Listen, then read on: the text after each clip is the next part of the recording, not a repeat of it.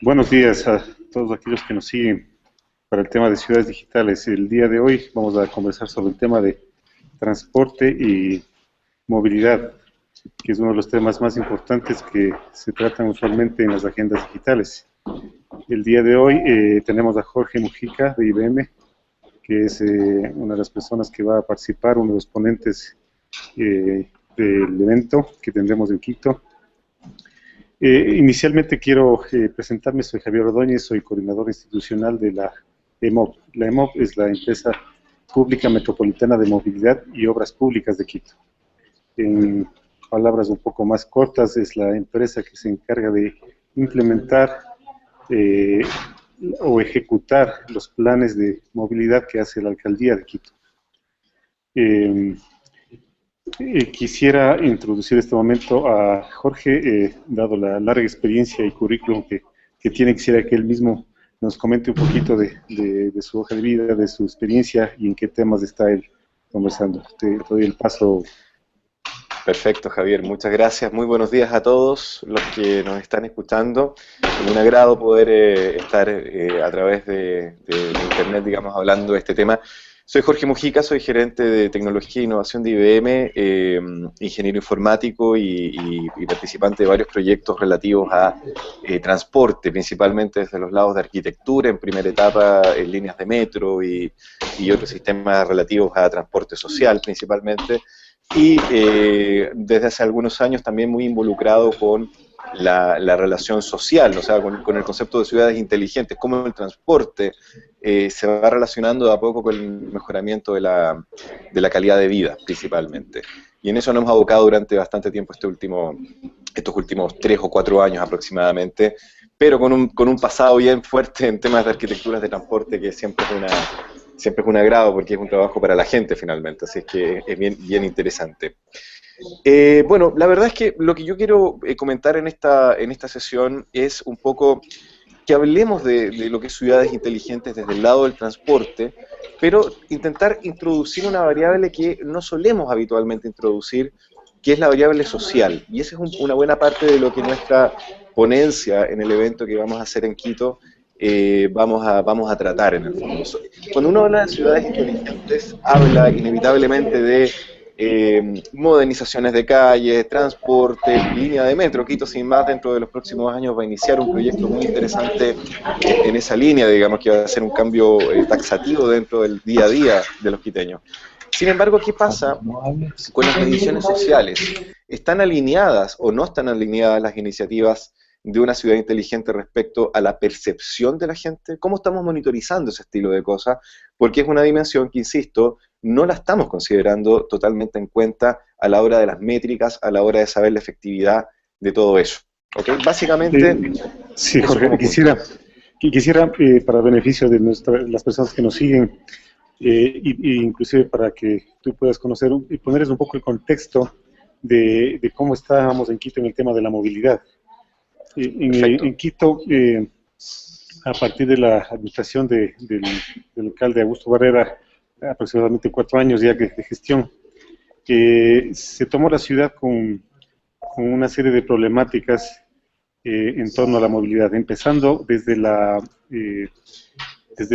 institucionalidad, es decir, quién tiene el control sobre los temas de movilidad. Entonces, había varios actores en ese entonces. La Agencia Nacional de Tránsito, que es el organismo a nivel nacional, había la Policía Nacional, que hacía el control de tránsito, y había la EMOP y la Secretaría de Movilidad como instituciones que eran actores importantes dentro de este proceso. Durante estos años, y dado la nueva legislación que hay en el país, se ha dado a las que se llaman las GAS, los gobiernos autónomos, las ciudades, ya la capacidad de hacer gestión independiente en varios temas, entre ellos el tema de la movilidad. Es un proceso que en Quito se está ejecutando y que hasta el 15 de septiembre termina esa transición. El 15 de septiembre de este año se hace una transición completa de las funciones. Entonces, uno de los temas importantes, y creo que estamos un poco alineados con lo que vas a conversar tú, ha sido justamente que esa autoridad y el control se haga efectivo sobre los temas de tránsito. Entonces ha habido unos trabajos de preparación muy importantes, ha habido unos planes y unas obras que se han venido ejecutando y que están en camino, y como tú conoces el tema del Metro de Quito, una consolidación de lo que es el sistema integrado de transporte con la tarjeta única. Son varios procesos que están en ejecución, inclusive temas de regularización de los transportes, por ejemplo, los temas de taxis y de otras modalidades de transporte. Estamos ya culminando los procesos de regularización. Entonces, dentro de todo este esquema, que es el que ha venido viendo Quito, creo que podríamos un poco ya ir avanzando con lo que tú nos vas a conversar. Sigue. Perfecto. No, muchas gracias. A ver, hay temas muy interesantes dentro de lo que tú mencionas, Javier, que tiene que ver con cómo las ciudades van evolucionando en materia de transporte y suele acercarse al modelo de la centralización dentro de un esquema lo más unificado posible, sobre todo en materia de tarificación. O sea, en el fondo, durante mucho tiempo tienes a los colectivos por separado, los taxis por separado, las micros, como las llamamos acá, por separado. Sin embargo, a la hora de armar itinerarios conjuntos es donde comienzan los desastres importantes sobre cómo la gente se mueve. Ese es un problema.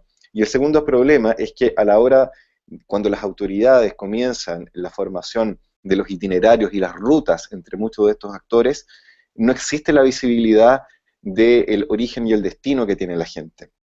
Se suele hacer un trabajo de simulación y un aspecto de transporte bastante a ciegas, ¿no es cierto? Y ese punto ha sido el gran problema que ha sufrido cualquier proyecto, quiero decir, de transporte en Latinoamérica. Chile no es la excepción. Chile durante bastante tiempo, en mi país, durante muchos años, una línea de metro bastante sólida, con bastante orden, una línea de transporte de buses, con bastantes problemas en un principio. Luego se busca unificar esto dentro de un solo esquema, y uno podría pensar fácilmente que algo que funcionaba con algo que no funcionaba, el resultado iba a ser mejor, y la respuesta fue no, la respuesta fue algo absolutamente peor en un principio. ¿Por qué razón? Porque cada una de estas entidades por separado tenían su propio foco, su propio esquema de itinerarios, y a la hora de unificarse, falló. Y todavía estamos tratando de corregirlo. Ahora bien, ¿cuál es el principal problema detrás de esto? Es que hoy la gente está manifestando muchas de las necesidades de transporte que necesita en concreto durante el día a día. Eso es un primer punto importante. Antiguamente los esquemas de encuestas hacían de que ibas casa a casa indicando a qué hora sales de tu casa, a qué hora llegas a tu trabajo, cuál es tu ruta preferida, entre otras cosas, pero esos estudios suelen ser incompletos. No van a la puerta de todos los lugares, de todas las casas, de toda la gente, porque es inviable. Pero, y ahí es donde viene el tema importante de las redes sociales se están comportando como un agente de monitoreo que permitiría, pero de una forma garrafal, poder ayudar a resolver este estilo de problemáticas de una forma bastante eficaz. Y eso es uno de los puntos que yo hoy quiero comentarle a propósito de lo que tú mencionas, Sergio. A modo para que vayamos un poco entrando con números concretos, cuando llevamos a la historia, y vámonos a Twitter para poder centralizarlo en un solo esquema. El 2009, a nivel latinoamericano, estábamos emitiendo 2 millones de tweets por día. Y el 2011, esto subió a 200 millones de tweets por día. Esto es bien impresionante, porque si hoy lo llevamos al 2012, la cantidad de tweets que estamos escribiendo en el mundo es 7 veces los libros de Harry Potter, para hacernos una idea cercana, 7 veces todos los libros de Harry Potter. Ahora, ¿qué tiene de importante esto? Que aproximadamente un 30% de estos tweets son informaciones que tienen que ver con transporte. Fíjate, o sea, es decir que del 30% de estos millones de tweets se trata de información vial, atostamientos, problemas o algún accidente en particular, estado de carreteras, entre otras circunstancias naturales de todas las ciudades. Por lo tanto, la gran pregunta es, ¿cuánto estamos considerando esto? Y la respuesta yo podría asegurar de que es poquísimo. ¿Okay? Por lo tanto, déjame compartirte algunas métricas bien interesantes de lo que hoy estamos viviendo en Chile, que creemos que es bastante cercano a lo que podría lograrse en Quito a propósito del evento. Hemos encontrado un 20% de divergencia aproximadamente entre este concepto de que estamos mejorando respecto a la percepción que tiene la gente de que estamos mejorando a la hora de lanzar un determinado proyecto. Fíjate, este dato es bien interesante, es decir, yo tengo hoy en día un esquema de itinerarios X, que lo estoy usando entre las micros y los buses y entre otros, hago ajustes y yo como autoridad sostengo de que eso genera una mejora en un porcentaje particular. Pero la percepción de la gente, el sentir de lo que tú ves en Twitter, demuestra que hay entre un 18 y un 20% de divergencia entre la percepción real del día a día de lo que muchas veces las autoridades creen que efectivamente se materializa en una mejora. Esa divergencia es seria, porque en el fondo te lleva a que hay mucha inversión que se hace en transporte que no necesariamente está correlacionada con la calidad de vida o lo que la gente piensa de lo que es la calidad de vida, lo cual abre el gran tema de todo esto. El concepto de calidad de vida es subjetivo, es absolutamente individual, cada persona tiene su concepto de calidad de vida, por lo tanto, si no tomamos en cuenta el conocimiento que desde redes sociales podemos extraer y no lo hacemos parte de un modelo de ciudades inteligentes como un dominio más, la verdad es que tenemos el riesgo de estar cayendo en un continuo avance, entre comillas, modernización, creer que vamos hacia una ciudad inteligente cuando en realidad el usuario principal de la ciudad inteligente, que es el ciudadano, no lo va a sentir así. Por lo tanto, este gran tema está originando dos líneas de investigación importantes. La primera es métrica, obviamente de extracción, y la segunda es de crear tecnologías para poder hacer una interpretación automática del lenguaje natural que tienen, con el cual nosotros nos materializamos en las redes sociales. Durante mucho tiempo, muchas empresas han estado sacando métricas en general de las redes sociales en base exclusivamente a menciones, nada más que menciones. Entonces, pero eso no es suficiente, porque te pongo un ejemplo, ¿cómo controlas la ironía dentro de lo que la gente puede escribir en un determinado tweet a la hora de manifestarse respecto al tráfico o la movilidad? Ese es un esquema. ¿Qué pasa cuando yo estoy en un centro comercial? Y yo estoy seguro que el problema es exactamente el mismo en Quito que lo que tenemos acá y en muchas otras partes, con los parqueaderos, con los estacionamientos dentro de los centros comerciales y cómo influyen en el tráfico en determinados momentos. Hay muchos tweets y frases que son mencionados en las redes sociales que podrían ser considerados como negativos cuando en realidad no lo son. Te pongo un ejemplo. Esperando a mi mamá en el parking o en el estacionamiento, como le llamamos acá en Chile. Esa frase en particular no es una frase negativa, pero a la hora de cuantificarla en métricas aparece como una frase negativa. La interpretación y la semántica de cómo nosotros hablamos en las redes sociales es difícil de poder automáticamente traducirla en métricas de valor. Y ahí hay un trabajo con la academia enorme y súper potente para poder sacar métricas de manera automática. En el evento que vamos a celebrar en Quito próximamente, vamos a hablar de esto en bastante detalle. De hecho, vamos a ver qué tecnologías existen para poder captar el sentir ciudadano de manera automática, considerando lenguaje natural, no considerando palabras puntuales que vamos detectando como que en una página de Word buscamos palabras. No, buscando semánticas a partir de lo que la gente comparte. Eso solamente en cuanto a Twitter. Por el otro lado tienes el caso de la prensa. Cuando aparece una noticia de autoridades hablando de una inauguración particular de una determinada obra, en todos los periódicos prácticamente de este mundo, hay una sección de comentarios al final, ¿cierto? Donde la gente escribe, manifiesta opciones, dice si está a favor o está en contra. Hemos encontrado que en promedio un 72% de las opiniones que salen y se emanan a partir de un periódico son opiniones en contra de un determinado proyecto vial en general, esto sacando algunos promedios entre algunos diarios en todo lo que es Sudamérica de habla hispana, dejando de lado Brasil, por supuesto, dentro de este estudio. Y de ese 72%, aproximadamente un 40% es propositivo, es decir, proponen ideas concretas sobre cómo debió haber sido, ¿no es cierto?, respecto a cómo finalmente se está inaugurando. Este punto es bien importante porque nuevamente caemos en la pregunta si se está tomando en cuenta este estilo de puntos o consideraciones, no como un estudio académico de un ingeniero de transporte con su conocimiento, por supuesto, al respecto, sino que del caballero, el niño, el estudiante que está todos los días viviendo el efecto del transporte. Insisto, 72% en contra, aproximadamente un 40% es propositivo. Así que, si tú te das cuenta, hablamos de que la presencia de las redes sociales a la hora de plantear el dominio del transporte en una ciudad inteligente es un dominio que no podemos absolutamente dejar pasar y tenemos que estarlo monitoreando de manera continua y constante. No seguir viendo la red social o el aporte ciudadano, como uno lo quiera llamar, como un adicional o como un accesorio de lo que es una ciudad inteligente, sino como un input importante, un input más dentro de ese fenómeno. Así que, Javier, la verdad es que estoy muy de acuerdo con el input que tú entregas y justamente que habilita todo este trabajo de manera concreta. Sí, Jorge, quisiera hacerte algunas consultas ahora, entendiendo un poquito más el trabajo que están haciendo. Primero, el desarrollo de este sistema que permite interpretar de una forma un poco más cercana a la realidad, lo que está pasando, por ejemplo, con la gente a través de Twitter o las redes sociales. ¿Es un desarrollo que lo están haciendo a nivel latinoamericano o están adaptando el desarrollo que hayan hecho? Porque siempre habrá sus variaciones respecto al idioma español.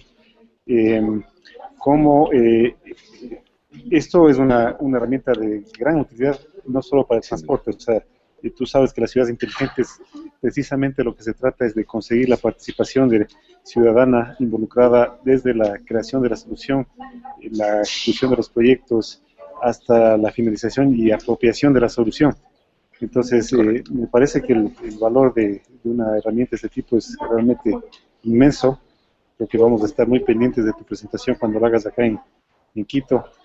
Entonces, esos temas tal vez nos podrías ampliar un poquito más. Por supuesto. La verdad es que el contexto, el título de este estilo de estudio es bastante antiguo, ¿ya?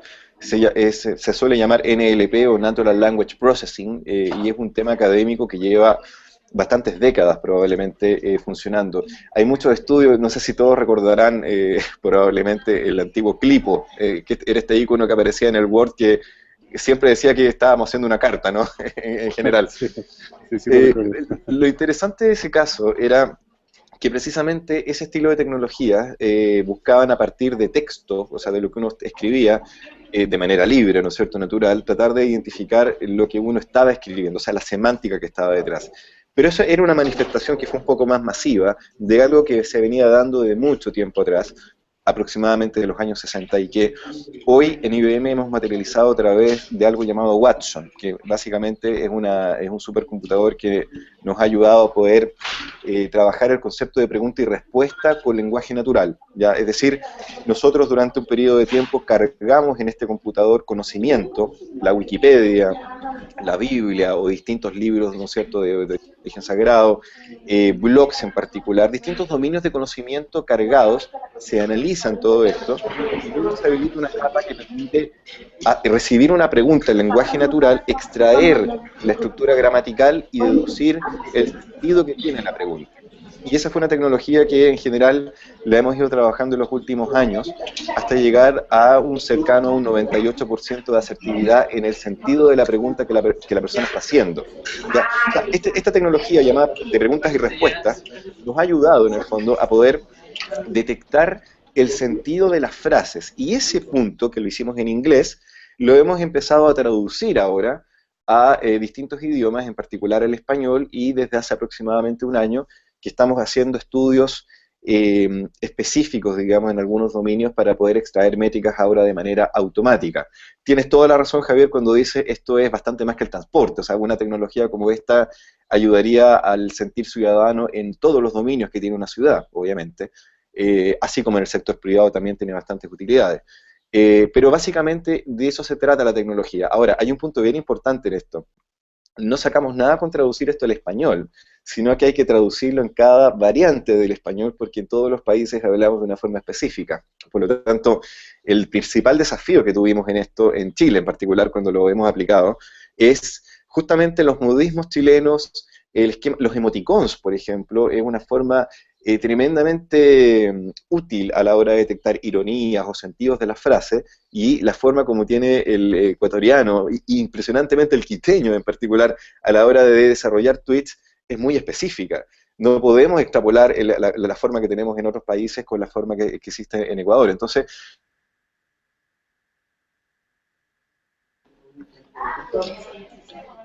parece que tenemos en el evento algún problema técnico. Sigue, por favor, ya se recuperó. se recuperó. Vamos Sí. en el evento que vamos a hacer, vamos a hablar un poco de justamente esta particularidad del español en en ecuatoriano me refiero, para poder desde ahí ver cómo sería interesante extraer algunas métricas el día de mañana. Lo que más buscamos con estas tecnologías, Javier, y para todos, es poder generar dos temas. Primero, la conciencia de que es posible. O sea, en el fondo tener la conciencia de que a la hora de yo participar en redes sociales opinando sobre una ciudad, estoy dejando de lado la variable vivencial, ¿no? O sea, este efecto de las redes sociales que equivale casi un 40% de las personas que hacen un broadcast de su vida, y está perfecto, ¿no? No hay nada malo con eso. Pero en aquellos tweets o comentarios en redes sociales que tengan que ver con el acontecer de una ciudad, tener la conciencia de que sirve muchísimo, digamos, y eso es una línea de conciencia ciudadana. La otra parte es habilitar a la academia, a diversas universidades en Ecuador, a que se creen trabajos de investigación que ayuden a esta personalización del español a la hora de armar estas capas de detectoras de lenguaje natural. Creemos que hay un universo de trabajo por hacer en esa línea, desde la academia hacia lo que sería una ciudad inteligente el día de mañana. Y por supuesto, en paralelo, que la ciudad siga desarrollándose como se tiene que hacer, pero de a poquito ir incorporando esta dimensión del sentir ciudadano a través de lo que emiten y escriben en las redes sociales. Jorge, este es un tema extremadamente interesante, muy potente. Sí. Sin embargo, quisiera que nos regresemos un poco al tema del transporte y la movilidad, porque como tú sabes es un área extremadamente amplia, extremadamente compleja, en los que hay muchos actores y realmente hay algunos temas que quisiera que desde el punto de vista tuyo, que estás en los temas de tecnología, enfocado a las ciudades inteligentes, ¿cómo ves el tema en general, de los aspectos más importantes que debe considerar una agenda digital respecto al tema de la movilidad? ¿Qué temas deben incluirse? Como tú conoces y para todos los que nos siguen, estamos en el proceso de construir una agenda digital para la ciudad de Quito para el año 2022, en el cual esperamos poder incluir los temas más importantes que tienen que ver con la movilidad. Entonces, desde tu punto de vista, ¿cuáles son los aspectos más importantes que deberían incluirse en una agenda digital? Perfecto. Yo te diría que en general hay 4 factores fundamentales que son los que deberían considerarse de manera mandatoria y en uno de ellos vamos a ver que hay un mito que es importante también esclarecer a la gente. El primero tiene que ver con las métricas. Se suele en general desarrollar muchísimos proyectos viales y de transporte, sin embargo, a la hora de la medición de los sistemas de transporte solemos quedar bastante pobres en cuanto a las métricas que establezcan la efectividad de ese sistema de transporte. ¿Okay? Se suele muchas veces llevar a terrenos comerciales en muchos casos, pero las unidades más orientadas a las personas como métrica, digamos como unidad de métrica, existe bastante desconocimiento y se le suele dar bastante menos prioridad que a la obra en sí. ¿Okay? Por lo tanto, en una agenda digital, como primer concepto importante, es específicamente desarrollar tecnologías, pero de inmediato en la tecnología que uno desarrolle, habilitar los KPIs o los indicadores claves de proceso, digamos, las mediciones que se necesitan para una determinada ciudad. Hemos encontrado que en muchos países las agendas digitales contienen bastantes proyectos tecnológicos, habilitación de cámaras, habilitación de telecomunicaciones en distintos aspectos, pero son bastante pobres respecto a las métricas que se tienen que considerar para poder extraer información valiosa desde todo lo que es la agenda digital. Por lo tanto, primer aspecto tiene que ver con métricas en específico. En segundo lugar, la agenda digital debería tener también un esquema orientado al equilibrio, específicamente entre las métricas y los sensores que existen en un modelo de transporte, de aquellos que uno está dispuesto a agregar dentro de una ciudad. Permíteme especificar bien de qué quiero hablar con esto. En el mundo, en las ciudades, hay muchísimos sensores dando vuelta y tenemos este afán a veces compulsivo de seguir inyectando más sensores dentro de las ciudades, con lo cual obviamente no es que sea malo, pero vamos a tener más sensores que métricas y más sensores que fuerza de poder analizar todo ese estilo de información. El equilibrio en la agenda digital entre los sensores que yo voy a ubicar en una ciudad, siempre en un foco de transporte, respecto a la capacidad que voy a tener de poder analizar esa información, es un segundo punto importante que la agenda digital debería considerar. Con esos dos pilares claros, hay dos pilares adicionales que están muy de la mano y que tienen que ver, en primer lugar, con aspectos de educación digital. ¿Ok?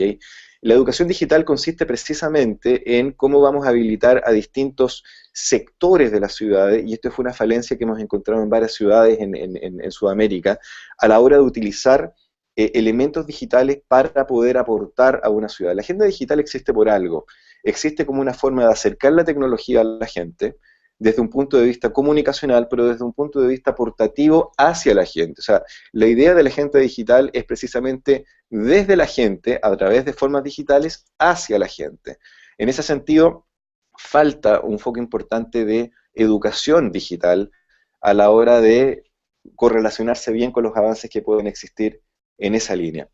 Y una cuarta dimensión, y esto ya es estrictamente tecnológico, tiene que ver con la masificación de las telecomunicaciones en cuanto a puntos de acceso, principalmente móviles. Ecuador en particular está haciendo inversiones importantes en materia de telecomunicaciones. De hecho, leía que 45 millones de dólares aproximadamente están, digamos, prospectados para el 2013 en materia de habilitación de distintos puntos de acceso. Hay una apuesta muy importante de la penetración de Internet en lo que es Ecuador durante este año, como una parte, ¿no es cierto? Se apuesta a que el 80% de la población esté precisamente en Internet. Sin embargo, esa inversión de telecomunicaciones tiene que ser algo bastante paulatino y estable en líneas generales. Por lo tanto, el cuarto dominio tiene que ver con la habilitación de puntos de acceso, principalmente de una forma homogénea, no con distintas clasificaciones sociales, que obviamente la brecha digital habla de eso. La agenda digital se tiene que hacer cargo de cómo acortar la brecha digital precisamente para que distintos sectores puedan acceder finalmente a esta conectividad. Entonces, estos 4 puntos que forman parte de una agenda digital, entre muchos otros, desde nuestra perspectiva, son aquellos que deberían ser vitales o claves a la hora de la solidez de una agenda digital en un país. Son los que habilitan finalmente la creación de métricas de valor, ¿okay? Métricas de valor que ayuden a las autoridades a tener una idea objetiva y no subjetiva de cómo las ciudades están avanzando en líneas generales. Son precisamente las que estamos utilizando también en varias ciudades acá en Chile, justamente en vías de poder caminar hacia una ciudad inteligente. Jorge, bueno, primero a lo que nos siguen, quisiera por favor decirles que las preguntas, comentarios nos pueden enviar al hashtag Ciudades Digitales 2013.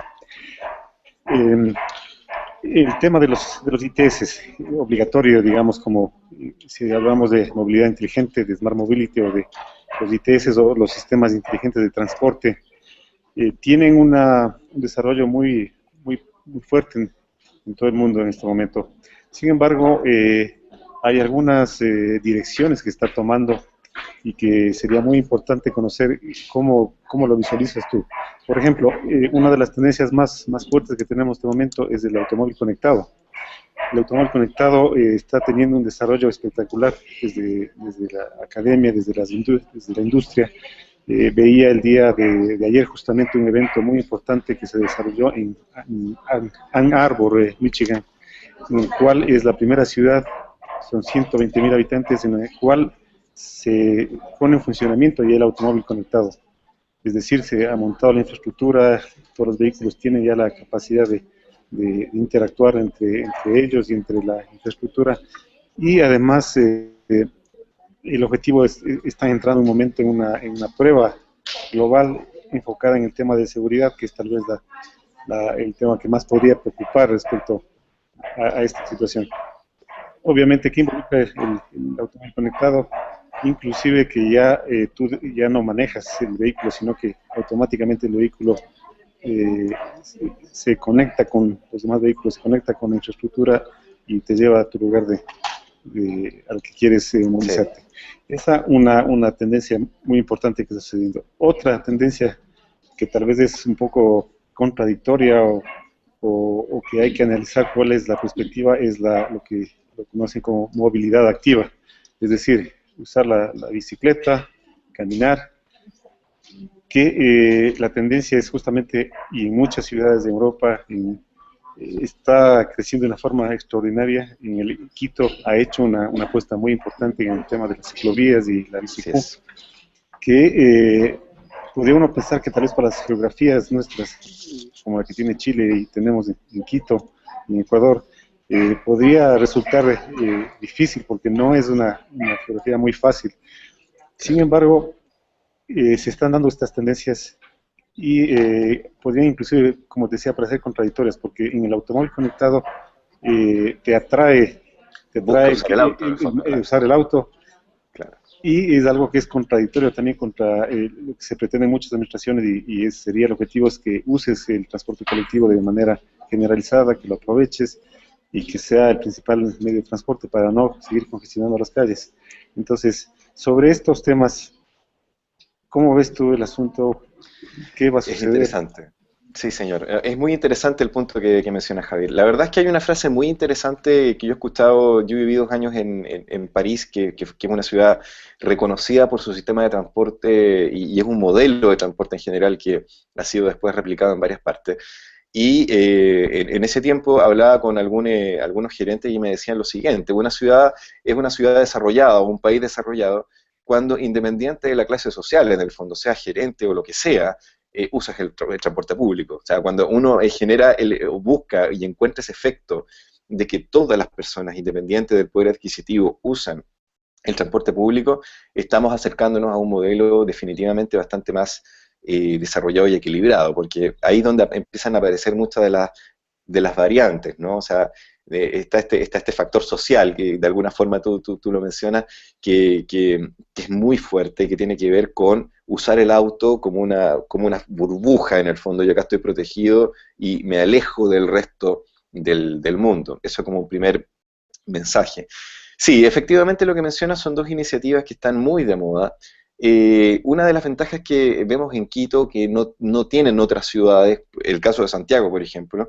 Santiago es una ciudad de ciudades. Hay muchas comunas dentro, con distintos niveles políticos dentro también. Por lo tanto, cuando tú te conectas o te mueves de una parte a otra, tú atraviesas distintas comunas, ¿no es cierto?, desde el origen hasta el destino, hasta llegar, ¿no es cierto?, y atraviesas distintas comunas con administraciones y presupuestos distintos. Por lo tanto, en Santiago uno de los problemas que se ha dado fuerte es justamente que tomar una decisión de una ciclovía, por mencionar un caso, implica coordinaciones intercomunales que son difíciles de conseguir muchas veces por barreras políticas y barreras presupuestarias.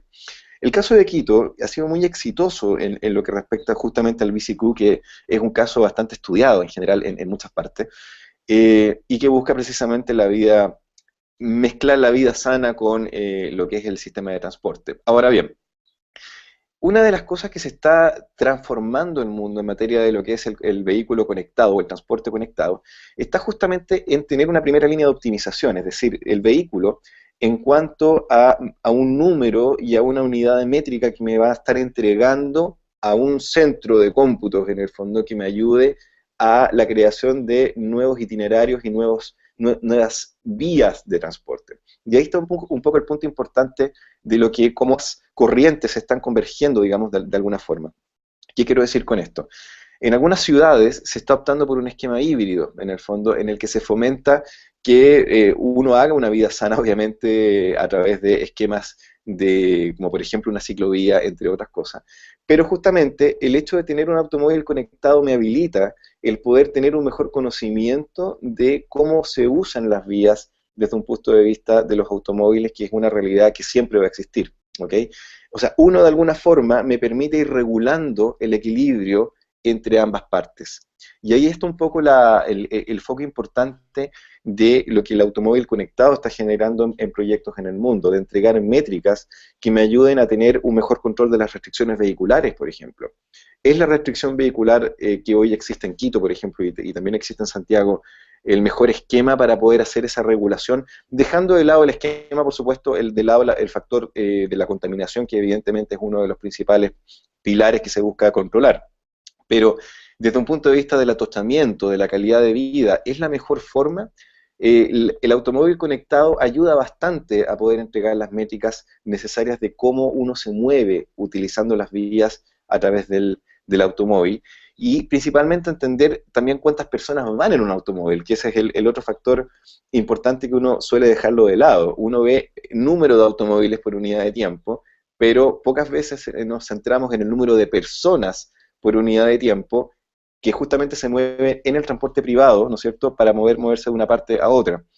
Esas métricas son las que el automóvil conectado puede empezar a entregar con el objeto de poder hacer mejores itinerarios y sistemas de transporte público. Hay bastantes papers que me ha tocado analizar en algún minuto que hablan de que el automóvil conectado va a entregar las métricas necesarias para poder ir adaptando el transporte público a ir generando una migración de las personas a que usen el transporte público. En este minuto el transporte público, insisto, se basa en dimensiones más bien desconocidas, donde no existe una claridad real de la cantidad de gente globalmente que se mueve de una parte a otra y dónde se va deteniendo, dónde se va bajando en particular.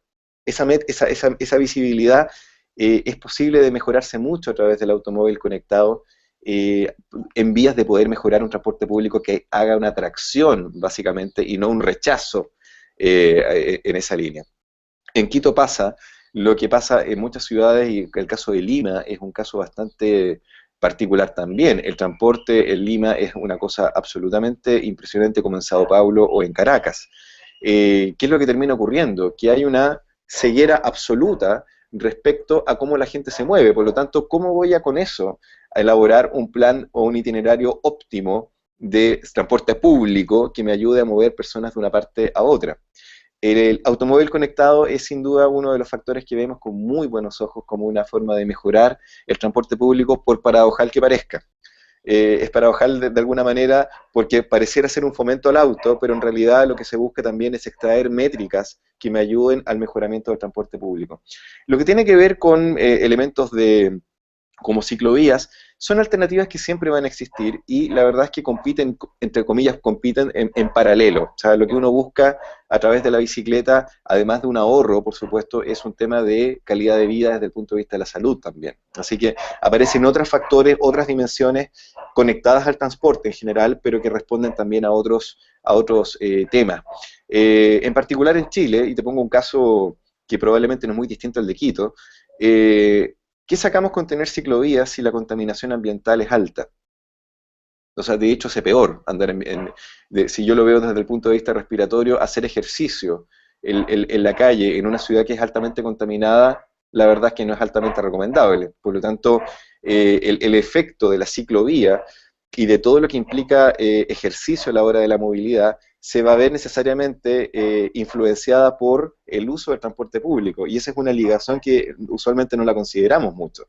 Por lo tanto, desde ese punto de vista, vemos en ese ciclo el automóvil conectado como un móvil de entrega de métricas para mejorar el transporte público, disminuir la cantidad de automóviles, por paradojal que parezca, y poder descontaminar las ciudades para habilitar también el uso de ciclovías o sistemas de transporte más personales en el fondo y más saludables.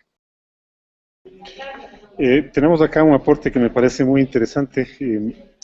Nos preguntan si, entiendo que sería para el caso del transporte público en Quito, que una de las fallas más importantes que tiene es la falta de información.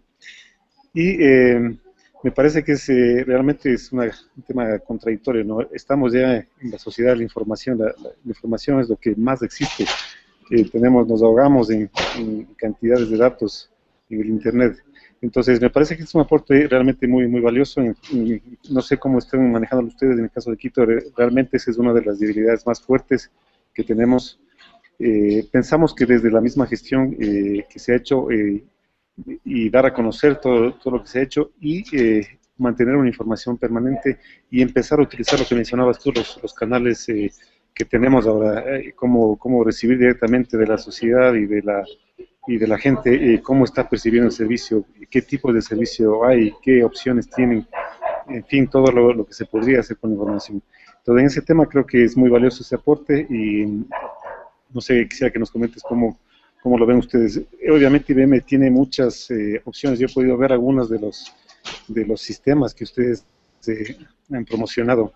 Veía, por ejemplo, un sistema que tenían ustedes para detección automática de incidentes, que era un sistema que en forma automática y en base a las estadísticas del flujo vehicular permitía en pocos segundos determinar que hay algún tipo de incidente, un accidente o algún otro tipo de problema.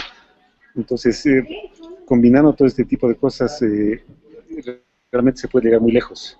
¿Cómo ves tú la panorámica esta?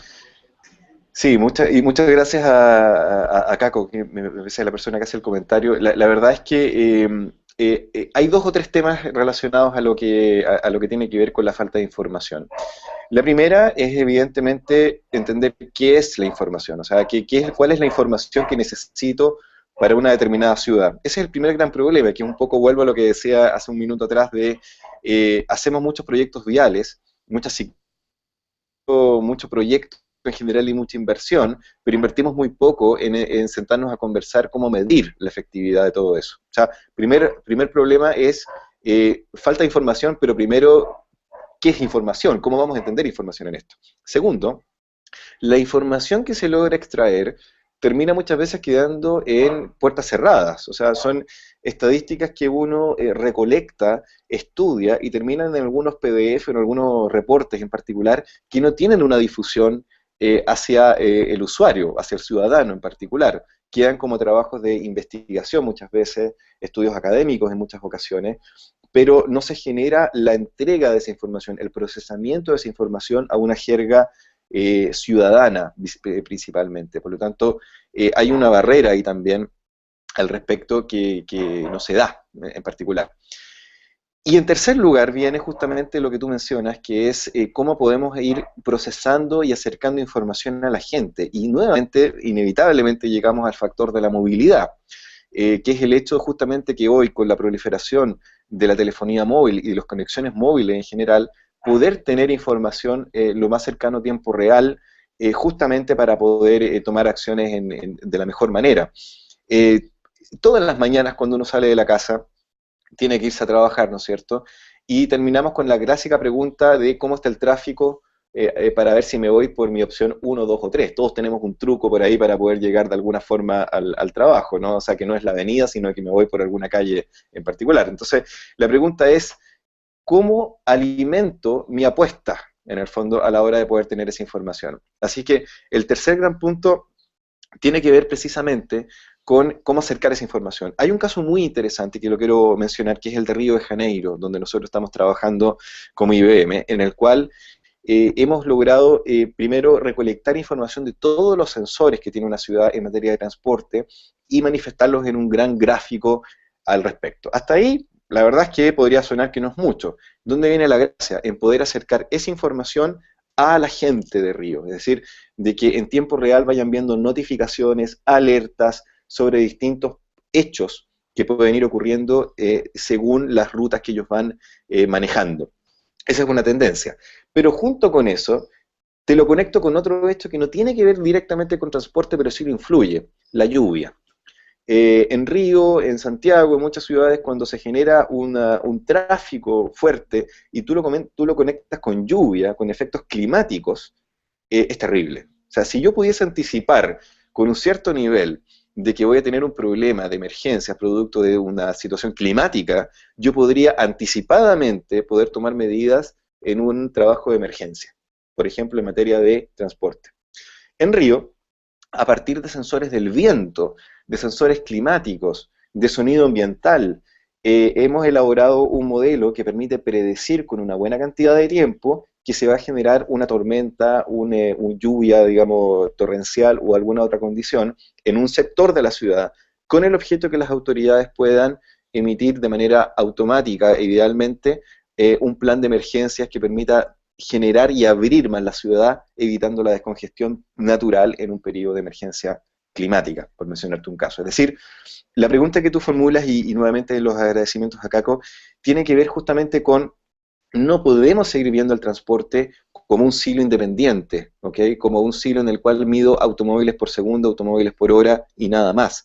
Necesito, obviamente, conectar otros tipos de información en materia de contaminación, en materia de salud, en materia de climas, entre otras cosas, como un input más dentro de la correlación de información que tiene que ver con el transporte.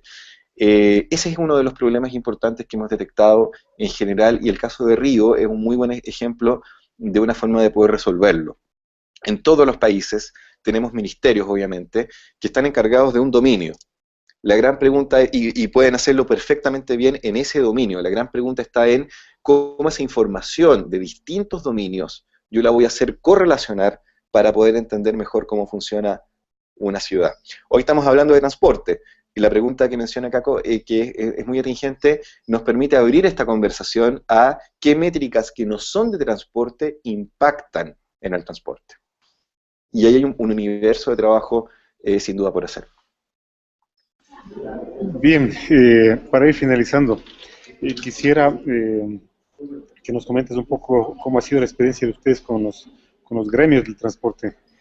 Uno de los temas que ha retardado, pienso yo, el avance de los proyectos, el tema de la integración, por ejemplo, el manejar una tarifa única, un token para lo que es el ingreso al sistema de transporte público.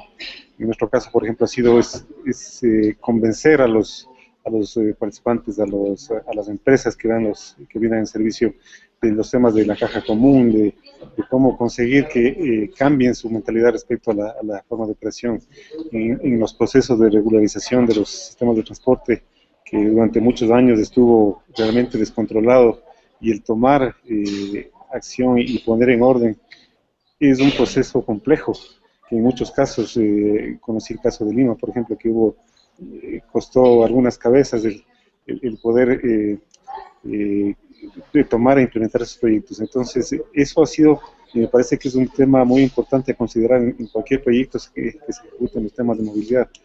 Los actores y cómo manejar esa relación de poder, y cómo agilitar para que estas fuerzas permitan que se den los proyectos y se ejecuten a la velocidad que la requerimos todos en realidad.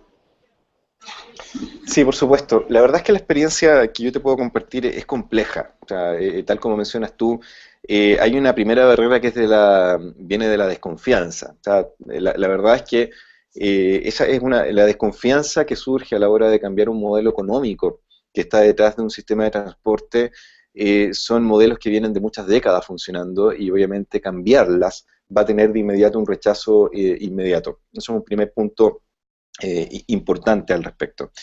El segundo punto, que dentro de la complejidad que implica la modificación de algo por el estilo, viene también un principio que tiene que ver mucho con la desinformación que existe sobre los modelos económicos. Es decir, en muchas ocasiones nos hemos encontrado con una barrera de no querer entender muchas veces que los modelos centralizados permitirían tener a veces una forma más segura de manipular el dinero, en particular en sistemas de transporte.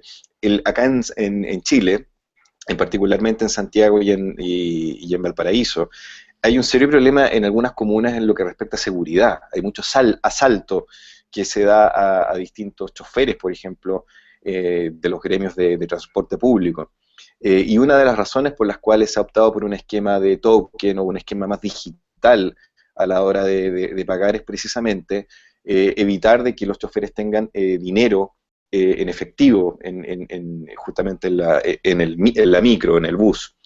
Ese fue un punto de entrada importante con respecto a ir acercando las medidas en el fondo, desde un punto de vista principalmente de la seguridad y desde un punto de vista de la modernización, eso como una dimensión.